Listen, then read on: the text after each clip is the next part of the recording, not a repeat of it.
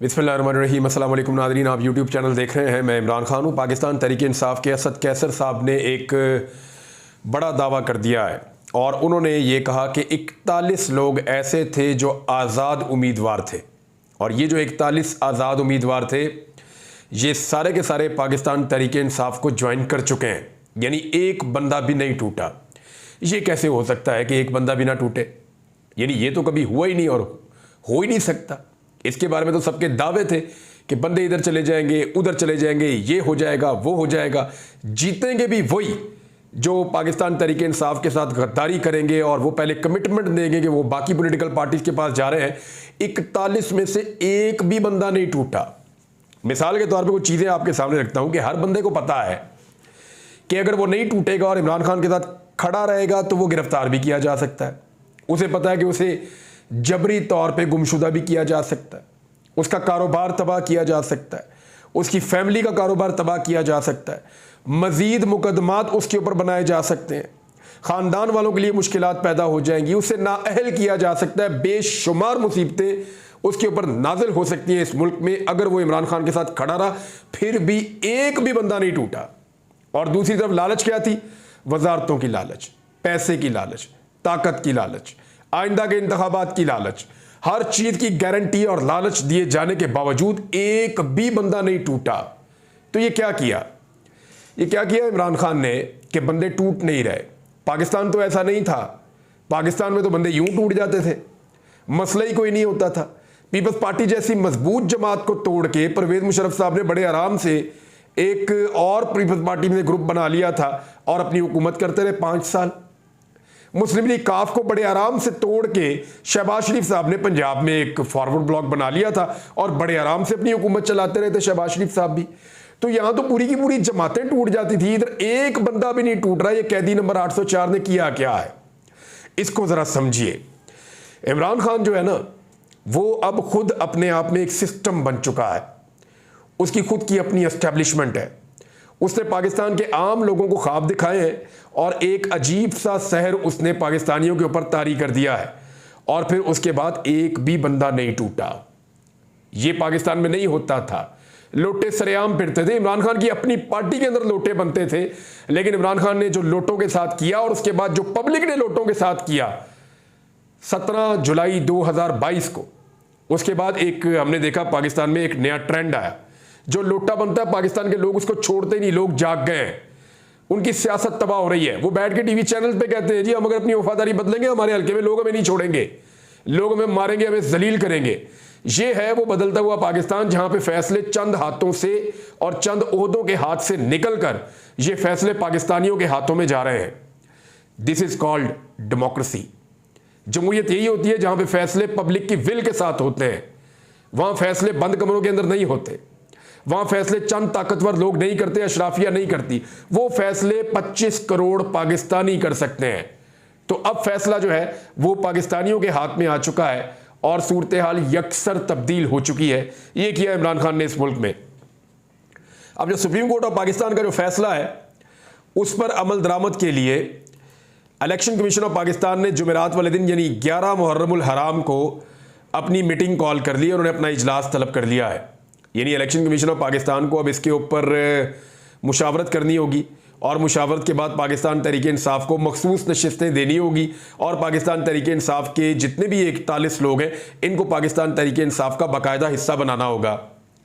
2 MNA रह जाएंगे जो हिस्सा होंगे सुन्नी इत्तेहाद कौंसिल के, जिनमें एक जो है वो साहबजादा हामिद रजा और एक जो है अली अमीन गंडापुर के भाई फैसल अमीन गंडापुर साहब। ये दोनों MNA वहां पे सुन्नी इत्तेहाद कौंसिल में रह जाएंगे और बाकी सारे के सारे जो है वो पाकिस्तान तहरीक इंसाफ का हिस्सा होंगे। अब आप आए इस बात पे कि इलेक्शन कमीशन क्या कर सकता है। देखिए, इलेक्शन कमीशन के ऊपर बहुत दबाव है कि वो सुप्रीम कोर्ट ऑफ पाकिस्तान के फैसले पर अमल दरामद ना करे। कुछ सहाफ़ी जो है वो ये क्लेम भी कर रहे हैं कि ये फैसला कर दिया गया है कि चाहे तौहीन अदालत लगे चाहे कुछ भी हो, इस फैसले पर अमल दरामद नहीं होने दिया जाएगा। लेकिन ये मुमकिन नहीं है। देखिए कैसे मुमकिन नहीं है, ये मैं आपको बता देता हूँ। अली अमीन गंडापुर ने मखसूस नशिस्तें PTI के अलावा दीगर लोगों को देने से इनकार कर दिया था और हलफ नहीं लेने दे रहे थे।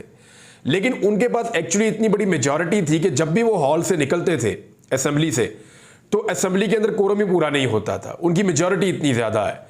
तो पीडीएम की जमातें ये नहीं कर सकती। अगर पीटीआई के अपने लोग भी बैठे रहेंगे असेंबली के अंदर तो कोरम पूरा हो जाएगा, लिहाजा कोरम की निशानदेही वहां पे हो नहीं सकती, इन लोगों को बाहर निकाला नहीं जा सकता। एक बात तो ये है।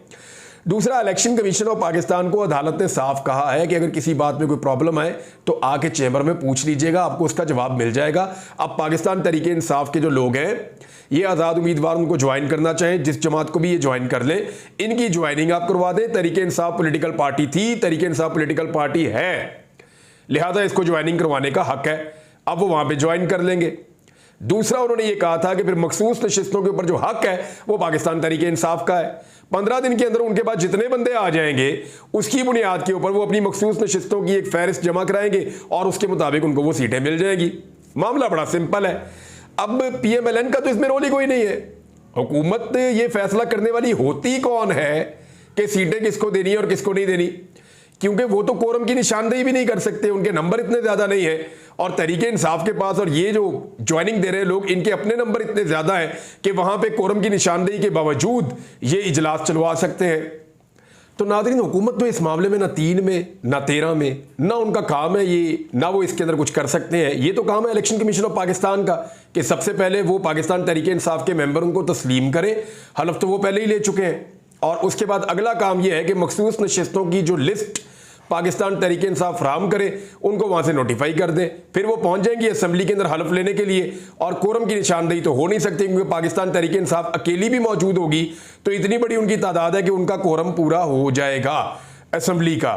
तो ये है जनाब इसकी सूरत हाल, और ये अमल दरामद करना ही पड़ेगा। हुकूमत इसके अंदर अपील के अंदर गई है, देखते हैं कि इस पर कोई स्टे होता है या नहीं होता। लेकिन मेरे ख्याल में क्योंकि फैसला आ चुका है सुप्रीम कोर्ट ऑफ पाकिस्तान का और फुल कोर्ट का फैसला है, तो पहले इसके ऊपर अमल दरामद होना चाहिए और उसके बाद फिर देखते हैं कि हुकूमत को जो वो मांग रही है वो मिलता है या नहीं मिलता। एडहॉक जजेस के मामले के ऊपर अब बार एसोसिएशंस बोलना शुरू हो गई हैं।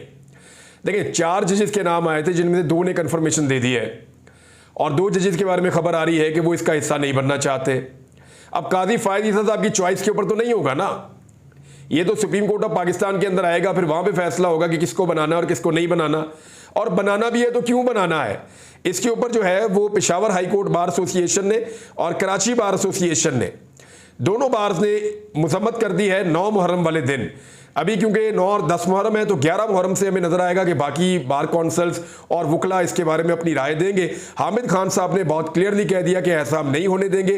अगर ऐसा किया गया या ऐसा करने की कोशिश की गई तो फिर इस मामले के ऊपर हम तहरीक चलाएंगे। और वकला की तहरीक जो है वो काफ़ी अरसे से दबती चली आ रही है। बार बार वकला जो है वो किसी मामले पे इकट्ठे होते हैं, फिर मामला कहीं और मुड़ जाता है। तो मेरे ख्याल में कोई भी चिंगारी इस आग को भड़का सकती है। हुकूमत को होश के नाखून लेने चाहिए और एक के बाद एक और गड़ा अपने लिए नहीं खोदना चाहिए।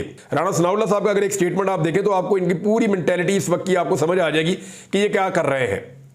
यानी माइट इज राइट में कौन सा उसूल होता है। राणा सनाउल्लाह साहब कह रहे हैं रोना धोना बंद करें, जो आपसे बन पड़ा वो आप करें, जो हमसे बन पड़ा वो हम करेंगे। एक तो राणा सनाउल्लाह साहब हम आप ना कहें।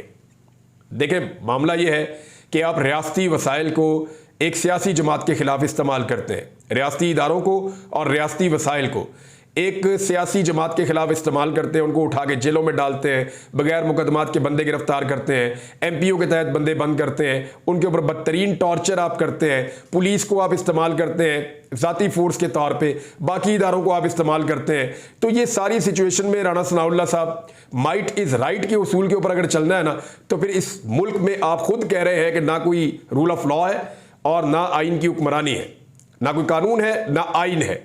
अगर आप कई दहाइयों की सियासत करने के बाद राणा सनाउल्लाह साहब इस नतीजे पर पहुंचे हैं और आपकी सियासत का हासिल हुसूल ये है कि माइट इज राइट, तो फिर राणा साहब आपकी सियासत के लिए तो इन्ना लिल्लाहि व इन्ना इलैहि राजिऊन। और डर पता किस बात का है? डर इस बात का है कि राणा सनाउल्लाह साहब ने स्टेटमेंट दिया कि इमरान खान जेल से बाहर आ गया तो हमें एस्टेब्लिशमेंट भी नहीं बचा सकती। यानी इसमें 2 चीजें हैं। एक तो राणा सनाउल्लाह साहब का खौफ बोल रहा है कि पब्लिक अब इनके इतनी ज्यादा खिलाफ हो चुकी है और इमरान खान के साथ इतना ज़्यादा जुड़ गई है कि उन्हें लगता है कि हमारी कोई बचत नहीं है अगर इमरान खान जेल से बाहर आ गया। और दूसरा, वो एतराफ़ ये कर रहे हैं कि इस वक्त हमें एस्टेब्लिशमेंट प्रोटेक्ट कर रही है, पाकिस्तान की एस्टेब्लिशमेंट हमें बचा रही है, लेकिन अगर इमरान खान जेल से बाहर आ गया तो फिर हमें पाकिस्तान की एस्टेब्लिशमेंट भी नहीं बचा सकेगी। ये भी राणा सनाउल्लाह साहब का स्टेटमेंट है। और फिर सेनेटर मुशाहिद हुसैन सैयद साहब ने पाबंदी लगाने के मामले में एक बात कही। उन्होंने कहा खुदा जिसे तबाह करना चाहता है ना, उसे तबाह करने से पहले पागल कर देता है। मेरे वालिद साहब एक बात कहा करते हैं मुझे कि ऐसा नहीं होता कि जब रब किसी से नाराज़ हो और उसकी कमबख्ती आ जाए तो कोई आसमान से डंडा नहीं उतरता जो उसके सर पे लगता है, अल्लाह उसकी माती मार देता है। वो जो फैसला करता है उसका उल्टा होना शुरू हो जाता है।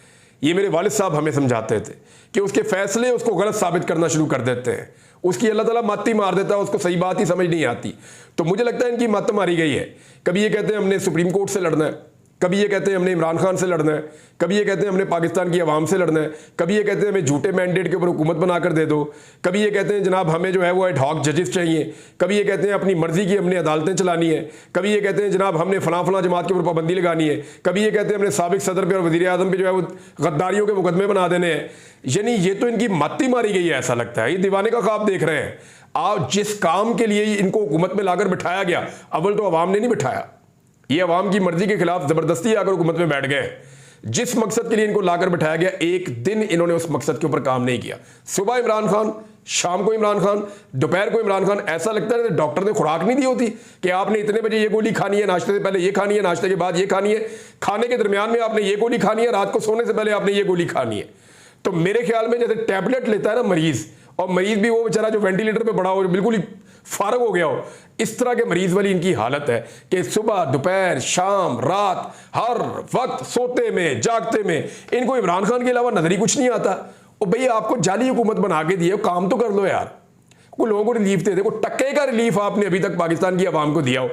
जिस दिन से आप लोग हुकूमत के अंदर आए हैं, आवाम के ऊपर जो है वो आवाम तो समझ रही है एक मनहूसत तारी हो गई है, अजीबोगरीब किस्म की।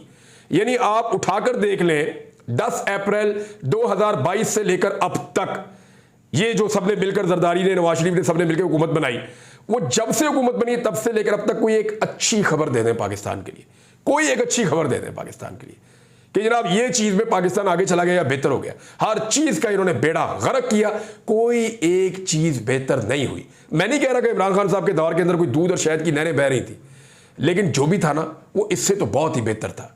और ये पूरा पाकिस्तान आज ना सिर्फ तस्लीम करता है, पूरा पाकिस्तान इस बात को मान रहा है और इसकी गवाही दे रहा है।